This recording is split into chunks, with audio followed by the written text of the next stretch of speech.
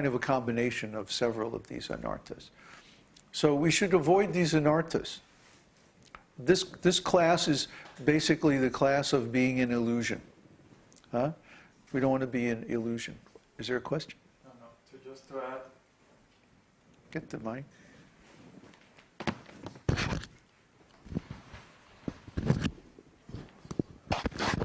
Just to add something in regards to this anartha, that also the feeling that, oh, I can control Maya now because I'm a devotee. Oops. Now I can control. Yeah. Like devotees who think I can associate with women, no problem, and it's just a neophyte, and then it's fall down. Things like that. I can handle lots of money and power because I'm already devotee.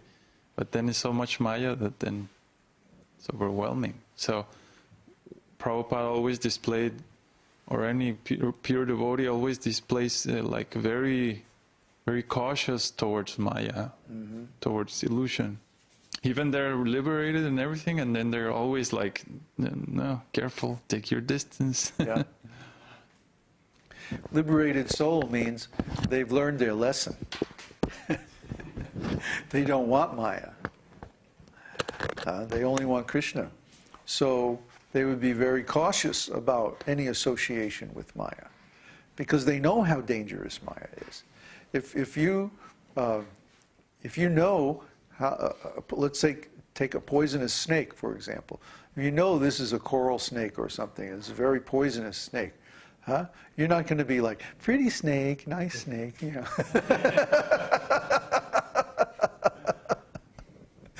I mean, there are so many instances of great yogis and devotees who fell down because they got too much involved with Maya. And so we should be very cautious about Maya, even in the advanced, or maybe especially in the advanced stages, because in those stages, Maya is going to test us. So our attitude should always be, oh, actually, I don't want to be associated with Maya. Even Prahlad Maharaj, he said, I am afraid of Maya. See, the Lord was trying to give him a benediction when Lord Nrsimhadev appeared. He said, I'll give you any benediction you want. And Prahlad said, oh, no, actually, I don't want any benediction. The pure devotees are always like that. The pure devotees don't want any service from the Lord. They don't want any benediction from the Lord. They only want to serve the Lord. They only want to love the Lord. They only want to give something to the Lord, not take something. The pure devotee's attitude is like that. So Prahlad Maharaj was saying, no, if I take any benediction from you, that's Maya, and I'm afraid of Maya. I don't want Maya. If you give me any benediction, please let it be that my father is saved.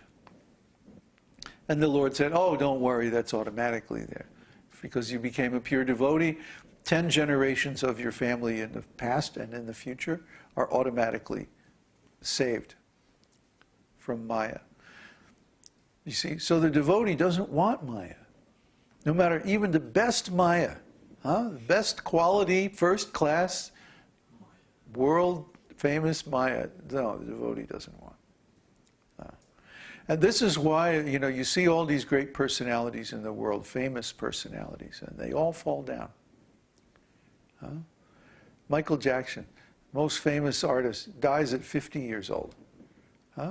What a shame, what a tragedy. If he had used that talent in the service of the Lord, he could have made such a success in life. But instead, he just was a rascal. You know? So 50 years of age, he's already dead. Well, what a shame. What a waste of a talented, intelligent person. See, there's so many like this. You know, you read any life story of any great person, and they always had some fatal flaw that caused them to fall at the end. You know, so it's very sad. But this is Maya. This is Maya. That everything in this world, even though it looks so attractive, it has some poisonous aspect that causes suffering. So we don't want to be associated with Maya. We don't want to be associated with the false beauty, the false opulence, of the material world. Rather, we want the real opulence that doesn't decay with time, and that's only in the spiritual world. So let's go on. The second type of anarthas is asat-trishna, thirst for the material energy. And there are 4 types of asat-trishna. We already went over varieties of desires for material enjoyment in the world. But there's also desires for enjoyment of the higher planets, heaven, svarga, the heavenly planets. I suppose most Christians wouldn't accept this, but the fact is that most of them, if they get any result at all from their spiritual activities, it's going to be birth in the heavenly planets. They want to go to heaven. They want to go to a place where everything is very nice and they get to enjoy. They even talk about their family members are there, you know, their dog is there. They go to heaven. They go to heaven to enjoy material things. There was even a movie about this. Who was that? Famous comedian.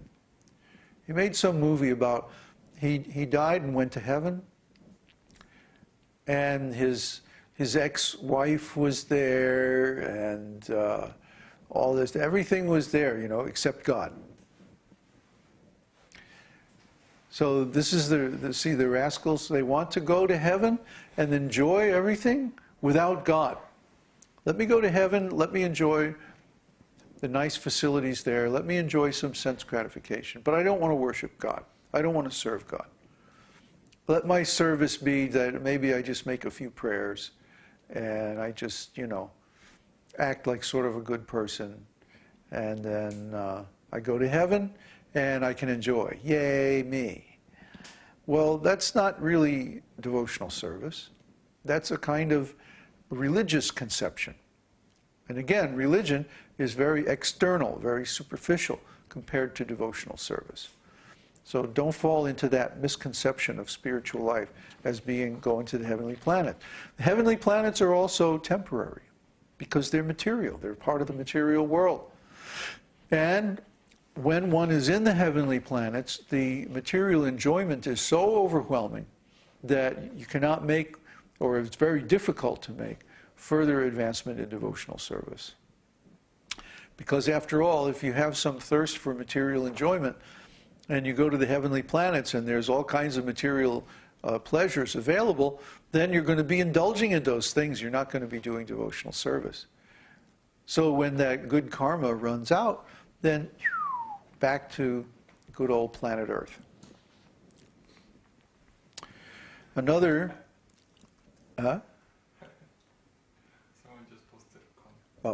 Another type of asat-trishna, thirst for a material thing, is desires for the attainment of the 8 mystic siddhis. Mystic siddhis, mystic powers are of different kinds, depending on who you ask. There's also different kinds of mystical wealth that you can attain. But all these things are more or less selfish, material, and temporary. Because sooner or later, even if you have great mystic powers, you'll commit some offense that will cause you to fall down. Like Durvasa Muni. Durvasa Muni committed an offense to Ambarish Maharaj. Because Ambarish Maharaj was a pure devotee, then the Lord's Sudarshan Chakra came chasing after him. And he had to go, he went actually all the way to the spiritual world, to the lotus feet of the Lord. And the Lord said, I'm sorry, there's nothing I can do. You committed an offense to my devotee, so you have to go back to him and apologize. Otherwise, the result of this offense is going to chase you wherever you go. So, because he was puffed up, Durvasa thought he could get away with offending the devotee. But no, it's very, very dangerous to offend devotee. So don't go for mystic powers. Mystic powers, all they do is make you puffed up and then you fall down. And the desire, finally, the desire for mukti. Mukti means liberation. If you desire liberation, then probably that means you're an impersonalist. Or at least you're still lusting after something selfish for yourself. If you're a devotee, if you're a pure devotee, you get liberation automatically. Why should you desire it? You don't need to desire it. If you desire and achieve pure devotional service, all the fruits of mukti are yours. It's easy. Effortless, in fact. You don't even have to think about it. It's included. It's a package deal. You get prema bhakti, and you automatically get liberation. So there's no need to separately aspire for mukti. I want to go on because I think we're running out of time. What time? It's 2 already?